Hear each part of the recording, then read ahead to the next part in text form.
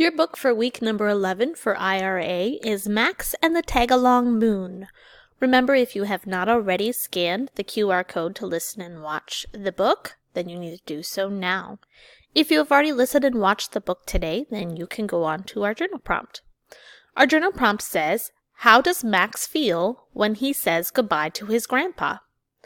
How do you feel when you say goodbye to your grandpa or grandma? Okay, so there should be at least 2 sentences down here in your writing area.